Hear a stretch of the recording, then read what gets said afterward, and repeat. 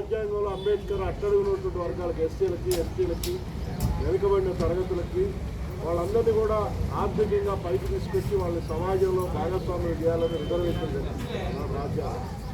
కానీ దురదృష్టవశాత్తు ప్రభుత్వ రంగం ఉంటే ప్రభుత్వ రంగంలో ఉద్యోగాలు వస్తే రిజర్వేషన్. కానీ వాళ్ళ ప్రభుత్వ రంగం అనేది లేకుండా మొత్తం ప్రైవేట్ వాళ్ళకి అప్పచెప్పింది.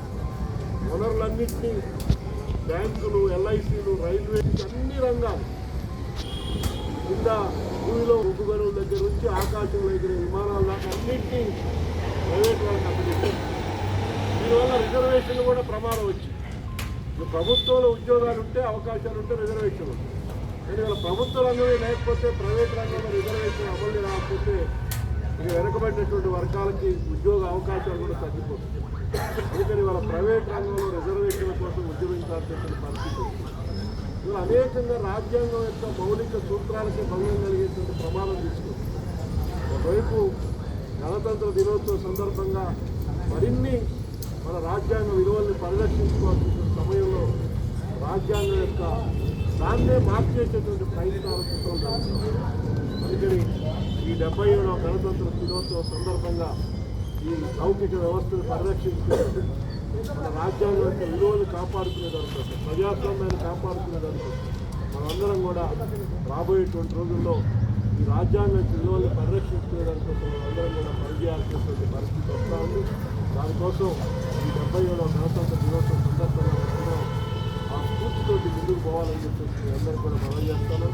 అదేవిధంగా మన పార్టీ 100 సంవత్సరాల వేడుకలు మన 18వ తారీఖున చాలా పెద్ద ఎత్తున ఘనంగా అందరూ మన ప్రత్యర్థులు సైతం ఒక ఆశ్చర్యపడేటువంటి పద్ధతుల్లో మన కార్యక్రమాన్ని నిర్వహించుకున్నాం.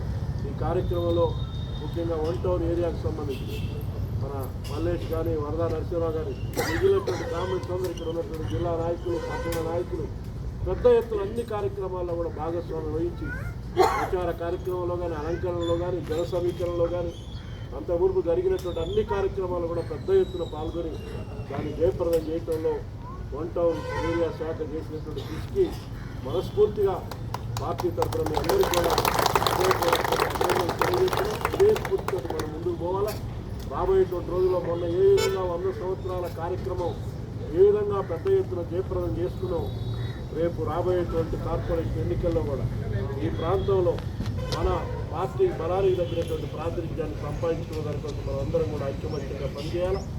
ఆ ఫలితాలు, ఆ స్ఫూర్తి మనం ఏ విధంగా ఆ కార్యక్రమం నడిపాం. చాలామంది కమ్యూనిస్టుల పని అయిపోయింది, ఇంకెక్కడుంది ఎర్రజెండా అనేటువంటి వాళ్ళకి మనం సమాధానం చెప్తాం. లక్షల మంది అసలు ఖమ్మం పట్టణంలో ఎటు చూసినా కూడా ఎర్రమయమైపోయి యువకులు, మహిళలు పెద్ద ఎత్తున అన్ని వర్గాల ప్రజలు కూడా పెద్ద ఎత్తున దాన్ని కార్యక్రమాన్ని జయప్రదం చేశారు. ఆ కార్యక్రమం జయప్రదంగా మన పార్టీతో పాటు చాలామంది అభిమానులు, మామూలు ప్రజలు కూడా వచ్చారు. ఎందుకంటే కమ్యూనిస్టులు ఉండాలా, కమ్యూనిస్టులు ఉంటేనే ఈ దేశం బాగుంటుంది అనేటువంటి పద్ధతుల్లో అందరూ కూడా అన్ని విధాలా సహకరించి దాన్ని పెద్ద ఎత్తున జయప్రదం చేశారు. మనం ఆ స్ఫూర్తిని దాంతో రేపు రాబోయేటువంటి కార్పొరేషన్ ఎన్నికల్ని మనం ఎదుర్కోవాలా.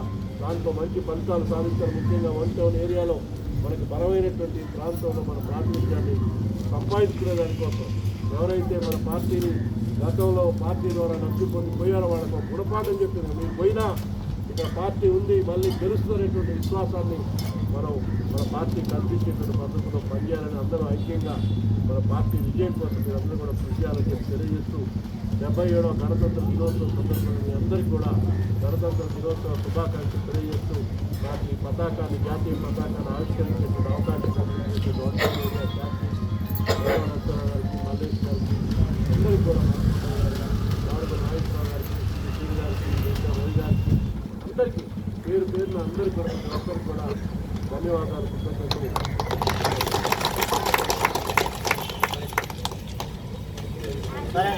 ఈరోజు ఈ జెండా ఆవిష్కరణ కార్యక్రమానికి వచ్చిన పార్టీ కార్యకర్తలకు, అభిమానులకు అందరికీ 1 టౌన్ పార్టీ తరఫున హృదయపూర్వక ధన్యవాదాలు తెలియజేసుకుంటూ సెలవు. జై వరదన్న.